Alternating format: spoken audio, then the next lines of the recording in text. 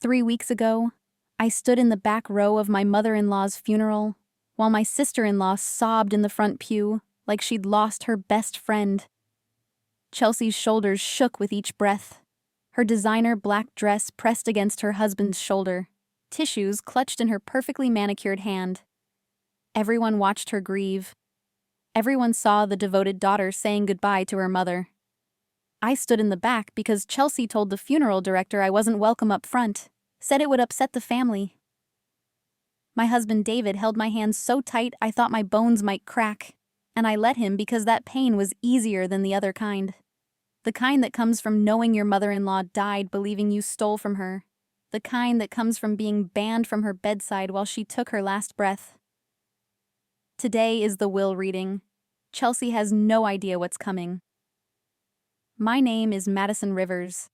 I'm 32 years old, and 6 months ago, my life was completely normal. I was married to David. We lived 15 minutes from his mother, Margaret, and I actually liked my in-laws. Loved them even. Margaret was the kind of mother-in-law who remembered how you took your coffee and texted you articles she thought you'd find interesting. She taught me how to make her pot roast, the one David had been eating since childhood. We went to farmers' markets on Saturday mornings. Then she got diagnosed with stage 4 pancreatic cancer and everything fell apart. The diagnosis came on a Tuesday in March. 6 to 12 months, the oncologist said, depending on how she responded to treatment. Margaret was 68 years old and she'd just retired from teaching elementary school. She had plans. A trip to Ireland she'd been saving for. A garden she wanted to redesign. All of it disappeared the moment the doctor opened his mouth. Chelsea lived 40 minutes away in a house that looked like it belonged in a magazine, the kind with throw pillows that cost more than my monthly car payment. She's a corporate attorney, always busy, always important. Before the diagnosis, she visited Margaret maybe once a month, usually for Sunday dinner where she'd spend half the time answering work emails on her phone. I'm not saying this to be cruel. It's just the truth. I worked from home doing freelance graphic design, so my schedule was flexible. After the diagnosis, I started going to Margaret's house 2 or 3 times a week. Driving her to chemo appointments when David couldn't get off work. Picking up prescriptions. Bringing groceries. The normal things you do when someone you love is dying.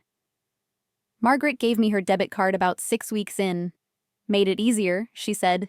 If I could just grab what she needed without having to coordinate payment every time. She added me to her checking account so I could handle the bills while she focused on treatment. It seemed practical. Simple. I kept every receipt in a shoebox in my car. Sent her photos of purchases so she'd know where her money was going. Never thought I'd need proof of anything.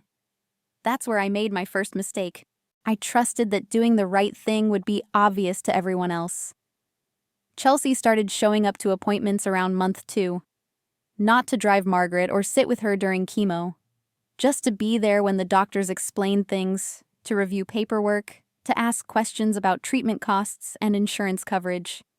She'd arrive in her work clothes, heels clicking against linoleum, and position herself as the daughter who handled serious matters. I remember Margaret mentioning that Chelsea was helping organize her bills, getting her finances in order, estate planning kind of stuff. Margaret said it casually, the way you'd mention someone was helping you clean out your garage. I thought it made sense. Chelsea was a lawyer. She understood legal language and complicated paperwork. I handled groceries and prescriptions. She handled the serious stuff. What I didn't know was that Chelsea had gotten herself added to Margaret's investment accounts. Not the checking account I used for household expenses. The real money. The retirement accounts Margaret had built over 30 years of teaching. The chemo made Margaret foggy.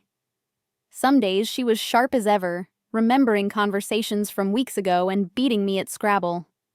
Other days she'd forget she'd eaten lunch or ask me the same question 3 times in an hour. The pain medication didn't help. It kept her comfortable, but it also kept her drowsy, especially in the afternoons. Chelsea used those drowsy afternoons to have Margaret sign papers. I'd see her sometimes, leaving Margaret's house with a folder under her arm, and she'd explain it was insurance forms or medical directives. things that needed updating because of the cancer. It sounded reasonable. Everything Chelsea said sounded reasonable, which is why it worked so well. By month 4, Chelsea had transferred almost $200,000 from Margaret's investment accounts into a new joint account with both their names. Then she'd moved that money into an account with just her name. She did it slowly, carefully, in amounts small enough that no single transfer looked suspicious. And it was technically legal because Margaret had signed the paperwork, even if she'd been too medicated to understand what she was signing. I didn't know any of this was happening. I was busy buying Margaret sugar-free Jell-O and driving her to radiation appointments. The accusations started at a family dinner in late July. Margaret was having a good week, feeling strong enough to host Sunday dinner like she used to. David's brother Tom came with his wife. Chelsea brought her husband. We ate lasagna, and Margaret laughed at David's terrible jokes, and for a few hours it felt almost normal. Then Chelsea pulled out printed bank statements. She spread them across Margaret's dining room table like evidence at a crime scene, her finger pointing to highlighted lines. $8,000 in groceries over 3 months, medical supplies, household items. Her voice was gentle, concerned, the way you'd talk to someone you're worried about. Madison, Mom's a little confused about some of these expenses. Can you help us understand what these charges are? My stomach dropped into my shoes, the way everyone's eyes turned to me, the weight of their attention like something physical pressing against my chest. I pulled out my phone, scrolling through photos I'd sent Margaret. Every receipt, every purchase, all documented. That's groceries from Costco. Margaret likes the rotisserie chicken. That's prescriptions from CVS. That's cleaning supplies because she was worried about germs during chemo. That's... Of course, Chelsea interrupted, her voice still soft. I'm not accusing you of anything. I just want to make sure Mom isn't being taken advantage of by anyone. The words hung there. Taken advantage of by anyone. Not by you. Just by anyone. But everyone heard what she really meant. Tom cleared his throat. Maybe we should all keep closer track, just to be safe. David squeezed my hand under the table. Margaret looked tired, confused by the tension that had suddenly filled her dining room. I felt like I was being accused of something, but I couldn't name it, couldn't defend against it, because Chelsea had been so careful not to actually accuse me of anything. That night, I lay awake staring at the ceiling, trying to figure out why I felt guilty when I'd done absolutely nothing wrong. That's the thing about being falsely accused. Even when you know you're innocent, the accusation itself makes you feel dirty. The next few weeks were like watching a trap close in slow motion. Chelsea implemented what she called better financial oversight. Margaret's checking account suddenly required dual authorization for purchases over $100. I found out when my card was declined at Costco trying to buy Margaret's groceries. Had to put everything back while people in line behind me sighed and checked their phones. Used my own credit card instead, $200 I hadn't budgeted for, because Margaret needed to eat, and I wasn't going to let her go without. I called Margaret to ask what happened. Chelsea answered her phone. Mom's resting. I'll have her call you back. She never did. I started getting blocked from things. Medical appointments I'd been driving Margaret to for months suddenly had Chelsea's name as the primary contact. I showed up one Tuesday morning to take Margaret to her oncologist, and Chelsea was already there, loading Margaret into her Mercedes. I've got it covered, she said, not quite meeting my eyes. Margaret looked confused in the passenger seat, glancing between us like she couldn't understand why there was a problem. By month 6, Margaret's condition had worsened enough that she needed to move to a hospice facility. The kind with cream-colored walls and soft music playing and nurses who spoke in gentle voices. Chelsea controlled the visitor schedule, said Margaret got overwhelmed with too many people. The schedule was deliberately cruel, though I didn't realize it at first. Chelsea visited in the mornings when Margaret was most lucid, most like herself. I was assigned evening slots when the medication had kicked in, and Margaret barely knew where she was. I'd sit by her bed and she'd look at me like she wasn't sure who I was. Wouldn't remember conversations we'd had the day before. Once she called me by her sister's name. I held her hand anyway, but it felt like loving a ghost. Like the woman I'd known was already gone, and this was just the shell left behind. Chelsea started a family group text, ostensibly to keep everyone updated on Margaret's condition, but really to control the narrative.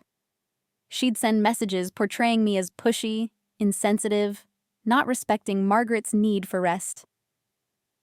Had to ask Madison to cut her visit short today. Mom was exhausted. Madison keeps trying to make Mom remember things when she's too tired. Each message was a tiny knife, carefully placed. David defended me, but I could see doubt creeping into his eyes. His mother was dying and his family was falling apart, and I couldn't explain what was happening because I didn't fully understand it myself. Then Chelsea found the credit card statement. Another family meeting, this time at the hospice. Tom and his wife, David, Chelsea, me. Chelsea laid out Margaret's credit card statement like a prosecutor presenting evidence. $4,200 in charges over 6 weeks. Furniture stores. Home Goods, TJ Maxx, Target. I don't want to believe this, Chelsea said, and her voice actually cracked. But the timing matches when Madison had access to Mom's cards. And these stores, Madison, these are places you shop. The air in that room felt too thick to breathe. I looked at David and saw him trying to believe me but struggling with the evidence in front of him. I never used Margaret's credit card, I said. I have my own cards. Why would I? The charges are all in your area, Chelsea interrupted. Mom's card has been missing for weeks. She probably doesn't even remember giving it to you. Tom leaned forward. Madison, if you needed money, you could have just asked. That's when I understood. They all believed it. My husband's family thought I was stealing from a dying woman. And I couldn't prove I wasn't because you can't prove a negative. I didn't have receipts for purchases I never made. I didn't have alibis for shopping trips I never took. Chelsea had thought of everything. The next day I was removed from Margaret's approved visitor list. I didn't know until I showed up for my assigned evening slot. The woman at the front desk was apologetic, wouldn't quite look at me while she explained that I wasn't on the list anymore. Family member request. Policy was policy. I stood in that hallway with its cream walls and soft music and felt something inside me crack. Margaret was dying. I'd been with her through every chemo session, every bad day, every small victory. And now I couldn't even see her. Chelsea came out of Margaret's room with a tissue pressed to her eyes. Madison, you need to let Mom rest peacefully. Stop causing drama. I just want to see her, I said, and hated how my voice shook. You've done enough. The charges, the stress you've caused, Mom doesn't need this in her final days. A security guard appeared, asked me politely to leave. I looked past Chelsea into Margaret's room and saw her sleeping, tubes and monitors and machines keeping her comfortable. Wanted to scream that I'd never taken anything, never wanted anything except to help. But what was the point? No one was listening. David found me in the parking lot, sitting in my car, not crying because I was too angry to cry. I believe you, he said. But she's my mother and she's dying. Can you just wait until after she passes? Then we'll sort this out. I wanted to tell him that by then it would be too late, that his mother would die believing I'd betrayed her. But I didn't have the energy to fight him too. Margaret died 6 days later. I learned from a generic text sent to the family group chat. Mom passed peacefully at 3:47 a.m. Funeral arrangements to follow. I wasn't there to say goodbye. Chelsea had made sure of that. The funeral was exactly what you'd expect. Flowers and soft music and people telling stories about what a wonderful teacher Margaret had been. Chelsea gave a eulogy about devotion and sacrifice and protecting the people you love. Her voice broke in all the right places. People hugged her, told her how strong she was. What a good daughter. I stood in the back and wondered if I was the only one who could see through her performance. After the funeral, I went home and pulled out every receipt, every bank statement, every credit card record I had. Spread them across our dining room table like I was building a case. Because that's what it felt like. I was on trial for something I didn't do, and I needed to prove my innocence to people who'd already convicted me. The dates of the credit card charges, I could prove I was somewhere else for most of them. A client meeting here, a dentist appointment there, a weekend trip to visit my parents. I started making a timeline, matching dates to locations to receipts. Then I called the furniture store. "Hi, I'm calling about a purchase made in September. I need to confirm the delivery address." The manager was helpful, pulled up the transaction. Delivered to 847 Maple Ridge Drive. I wrote down the address, thanked her, hung up. Looked at the number for a long time. 847 Maple Ridge Drive. Chelsea's house. I called Home Goods next. Same story. Purchase made with Margaret's card. Delivered to Chelsea's address. Then TJ Maxx, where they had in-store pickup and security footage still on file. Chelsea hadn't just framed me. She'd actually stolen from Margaret using her credit card, had items delivered to her own house, then blamed me for the charges. The audacity of it was almost impressive. Almost. I found Margaret's estate attorney contact in some old papers she'd given me months ago. Lawrence Webb, his business card said. I called without expecting much. "I've been expecting your call," he said. Those 5 words changed everything. Webb explained that Margaret had come to see him 4 weeks before she died. She'd been more lucid than Chelsea realized, sharp enough to notice that her investment account balances were dropping faster than they should. She'd asked Webb to investigate quietly.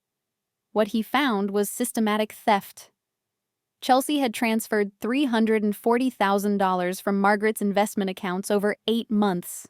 She'd used legitimate estate planning paperwork to get herself added as a joint owner, then forged Margaret's signature on transfer authorizations when Margaret's cognition declined enough that she wouldn't remember signing anything.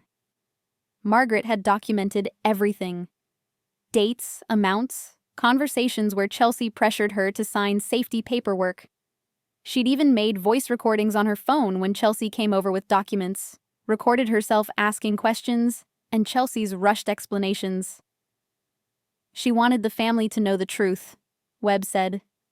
She felt terrible about what happened to you. She tried calling you several times in her final week. I never got any calls. Chelsea had blocked your number on Margaret's phone. We have the phone records. I sat there in my kitchen holding my phone to my ear and feeling like the ground had opened up beneath me. Margaret had known. She'd known Chelsea was stealing, and known I was being blamed, and tried to reach me but couldn't. And she'd died unable to tell anyone the truth. She changed her will, Webb continued, and filed a police report 2 weeks before she passed. She wanted to make sure Chelsea faced consequences. What happens now?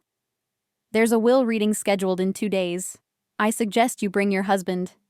Chelsea's going to be there. She has no idea what Margaret left for her. The day of the will reading felt like walking toward an execution. Mine or someone else's, I wasn't sure. Webb's conference room was all dark wood and leather chairs, the kind of place designed to make you feel like important things happened here. Chelsea arrived first with her husband, wearing a black dress that probably cost more than I made in a month.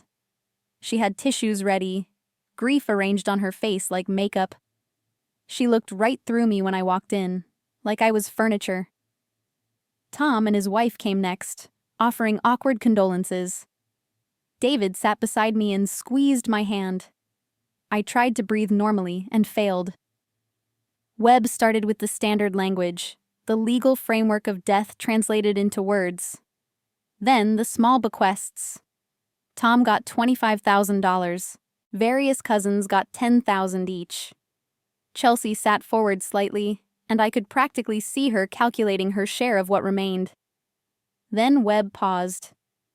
Before the primary distribution, Margaret left instructions to be read aloud. He pulled out a letter, several pages, handwritten. Margaret's handwriting, careful and shaky. The silence in the room felt like something solid. Webb began to read. To my family, I need you to know the truth before you judge what I've decided. Chelsea's face had gone very still. Over the past 8 months, I've watched money disappear from my investment accounts. $340,000, moved in careful increments. I thought perhaps I was confused, that the medication was affecting my memory. But I kept records. I asked questions. And I discovered my daughter Chelsea had been systematically stealing from me. Tom made a sound like he'd been punched. Chelsea's husband turned to stare at her. Webb kept reading, his voice steady, Margaret's words explaining how Chelsea had brought paperwork to appointments when she was drowsy, forged signatures, created accounts in her own name, how she'd isolated Madison, blamed her for theft, destroyed her reputation to hide her own crimes. Chelsea told you Madison was stealing from me. Madison was the only person who never asked me for money. She kept receipts. She sent me photos. She treated my money like it was precious. Chelsea treated it like it was already hers. I couldn't breathe right. My throat felt tight and my eyes burned, but I wouldn't cry. Not here, not in front of Chelsea. Webb continued to the distribution. The house and remaining assets to David, $780,000. $50,000 to me, for the grace she showed during impossible circumstances. To Chelsea, I leave $1, so she cannot claim I forgot her. Chelsea stood so fast her chair tipped backward. She wasn't competent. She was medicated, confused. This is... Margaret filed a police report with full documentation 2 weeks before her death. Webb interrupted. Her doctor confirmed she was competent at the time. I also have a detective waiting to speak with you. On cue, a man in a plain suit entered the conference room. Detective Ramirez, he introduced himself. He had questions about financial irregularities involving Margaret's estate. Chelsea could answer them here or at the station, her choice. Chelsea's husband was still staring at her. You told me Madison stole from your mother. This is a misunderstanding. Ma'am, we need you to come with us, Ramirez said. Tom turned to me, his face pale. Madison, I'm so sorry. We all believed. I couldn't speak. Couldn't process what was happening. David's arm was around me, and I leaned into him because my legs didn't feel solid anymore. They escorted Chelsea out. I could hear her voice in the hallway, rising in pitch, insisting this was all a mistake, that Margaret was confused, that someone had manipulated her. The irony of that last part might have made me laugh if I could remember how. The next 3 months were a blur of legal proceedings and police interviews and family members calling to apologize. Chelsea accepted a plea deal, 5 years in prison, full restitution. Her husband filed for divorce before she was even sentenced. She lost her law license. Her perfect life dismantled piece by piece, and I felt nothing watching it happen. Not satisfaction, not revenge, just empty. David and I moved into Margaret's house. Neither of us could stay in our old apartment, where everything reminded us of the months we'd spent in hell. The house needed work. Margaret hadn't been able to maintain it during her illness, but it felt right somehow, like she'd left it for us to build something new. Tom visited every week. Never talked much, just showed up to mow the lawn or fix something that was broken. His wife brought casseroles and apologies. They'd believed Chelsea. They'd helped spread the rumors. They'd been part of the mechanism that had destroyed my reputation. They couldn't take that back, but they were trying to make it right. I appreciated it. Couldn't quite forgive it yet, but I appreciated it. I found Margaret's journal 3 weeks after we moved in. Hidden in her nightstand drawer, beneath expired bottles of pain medication and reading glasses she'd never wear again. I almost didn't open it. Some things are meant to stay private. But I saw my name on one of the pages and couldn't help myself. The entry was dated 1 week before she died. Tried calling Madison today. Chelsea took my phone again, said I was too tired to talk to people. I'm too weak to fight her anymore. Everything hurts, and I can't think straight half the time. But I remember Madison's face when Chelsea accused her at dinner. I remember how she tried to show us receipts, and Chelsea made it sound like that was suspicious too. I remember thinking my daughter had become someone I didn't know. I hope Madison knows I never doubted her. I hope my letter explains everything. I hope she forgives me for letting it go so far before I acted. I was scared. I didn't want to believe my own daughter was capable of this. By the time I accepted the truth, I was too sick to fight except on paper. I hope paper is enough. I sat on Margaret's bedroom floor and cried for the first time since her funeral. Not angry tears or frustrated tears, just sad ones. For Margaret, who died knowing her daughter was a thief. For David, who'd lost his mother and his sister in the same year. For myself, for the 6 months I'd spent being treated like a criminal. For all of us who'd been caught in Chelsea's web and didn't know how to untangle ourselves. David and I go to therapy now. Twice a week, sitting in uncomfortable chairs and talking about trust and trauma and how to rebuild a marriage that's been through a war. Some days are better than others. Some days he looks at me and I can see him wondering if there was something he should have done differently, some way he could have protected me. I tell him there wasn't. Chelsea was good at what she did. That's why it worked. Yesterday was Margaret's birthday. She would have been 69. David and I planted roses in the garden she'd never gotten to redesign. Red ones, her favorite. We didn't talk much while we worked, just dug holes and arranged roots and covered everything with soil. When we finished, I stood there looking at those roses and thinking about how Margaret spent her last weeks making sure everyone would know the truth. She couldn't stop Chelsea while she was alive, too sick and too tired and too betrayed by her own daughter. But she made sure Chelsea wouldn't get away with it after she was gone. That takes a kind of strength I'm not sure I have. The strength to protect someone from beyond the grave. The strength to expose your own child knowing it will destroy her life. The strength to choose justice over peace. Margaret made that choice. Left me a letter explaining everything.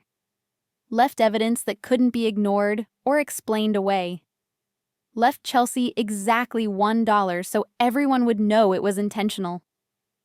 Some people mistake kindness for weakness. Chelsea made that mistake. Thought because Margaret was sick and I was quiet and David was loyal, we'd all just accept whatever story she told us. She forgot that the people who truly care don't need permission to take what they want.